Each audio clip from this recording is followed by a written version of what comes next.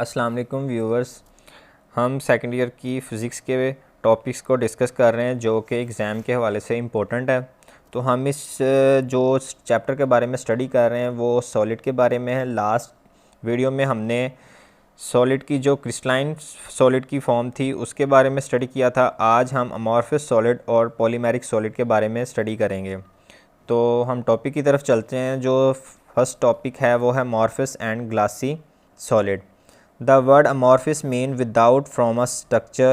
It means that in amorphous solid there is no regular arrangement of molecule. It means that amorphous solid are more like liquid with the disordered structure from in. उसने कहा कि amorphous हमें नाम से ही पता चल रहा है कि ऐसी चीज़ जिसका कोई एक स्पेसिफिक स्ट्रक्चर ना हो, और अमॉर्फस सॉलिड वो होते हैं जिनके अंदर मॉलिक्यूल्स की कोई रेगुलर अरेंजमेंट नहीं होती। नीचे उसने एग्जांपल दी है, ordinary glass which is solid at ordinary temperature has no regular arrangement of molecule. On heating it is melt into a paste like state which is much viscous at almost 800 degrees Celsius. These solids are called glassy solids. They do not have an exact melting point. उसने example के अंदर कहा है कि ordinary glass ले लें, जैसा कि ऑर्डिनरी ग्लास को एक ऑर्डिनरी टेम्परेचर पे रखें तो वो सॉलिड है, लेकिन जैसे ही उसे एक 800 डिग्री सेल्सियस का टेम्परेचर दिया जाएगा वो मेल्ट हो जाएगा और वो एक किस्म की पेस्ट की शक्ल इख्तियार कर लेगा, और ऐसे तमाम सॉलिड्स को ग्लासी सॉलिड्स कहते हैं। नीचे है polymeric solid. They are said to be more and less solid material because their structure is in between an order and disorder structure. Polymeric solid ऐसे solids होते हैं जो कि amorphous और क्रिस्टलाइन सॉलिड के दरमियान में है कि उनका कुछ स्ट्रक्चर ऑर्डर में होता है और कुछ डिसऑर्डर में होता है। They can be sadly to be partially and properly crystalline solid, और ऐसे सॉलिड को हम पार्शली क्रिस्टलाइन सॉलिड भी कह सकते हैं कि वो किसी हद तक क्रिस्टलाइन होते हैं और किसी हद तक अमॉर्फस होते हैं। They form the largest group of naturally occurring and synthetic material. Plastic and synthetic rubbers are often called polymers because they are formed of polymerisation reaction in which relative simple molecules are chemically combined into massive long chain molecule और 3 dimensional structure. उसने कहा कि एक large किस्म का natural group पाया जाता है सिंथेटिक मटेरियल का, जो कि सिंथेटिक रिएक्शंस के बाद फॉर्म में आता है। इन सब तमाम को पॉलीमर्स कहते हैं। These molecules have low specific gravity compared with even the lightest metal and show good strength of weight ratio.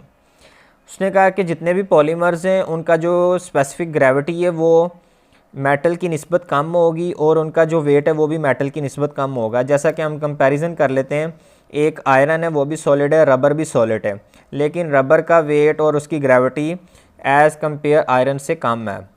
For example, specific gravity is the ratio of the density of a substance to the density of reference substance, usually water.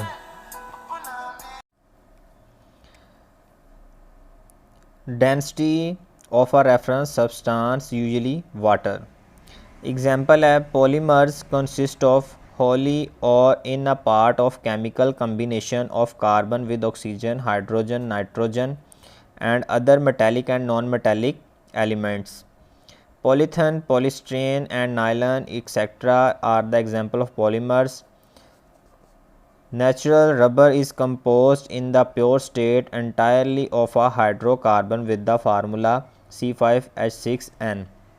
Example में उसने बताया कि जो polymers हैं वो chemical reactions की base जो carbon और ऑक्सीजन, हाइड्रोजन और नाइट्रोजन और मेटालिक और नॉन मेटालिक एलिमेंट्स के जो केमिकल कम्बिनेशन करवाया जाता है उसके नतीजे में फॉर्म आता है। जैसे कि उसने कहा कि पॉलीथीन है, पॉलीस्टीरीन है और नायलॉन है, लेकिन जो रबर है वो एक प्योरली नेचुरल फॉर्म है पॉलीमर्स की। तो आज की इस वीडियो में हमने सॉलिड की 2 टाइप्स के बारे में, कैटेगरीज़ के बारे में स्टडी किया, अमॉर्फस सॉलिड और पॉलीमेरिक सॉलिड। अमॉर्फस सॉलिड ऐसे होते हैं कि जो कि इरेगुलर अरेंजमेंट्स होती हैं, और पॉलीमर्स ऐसे जो क्रिस्टलाइन और अमॉर्फस के मिड में पाए जाते हैं, उनके कुछ रेगुलर अरेंजमेंट्स होती हैं और कुछ इरेगुलर अरेंजमेंट्स होती हैं। तो उम्मीद है आपको वीडियो में समझ आई होगी। वीडियो को लाइक करें, चैनल को सब्सक्राइब करें। अल्लाह हाफ़िज़।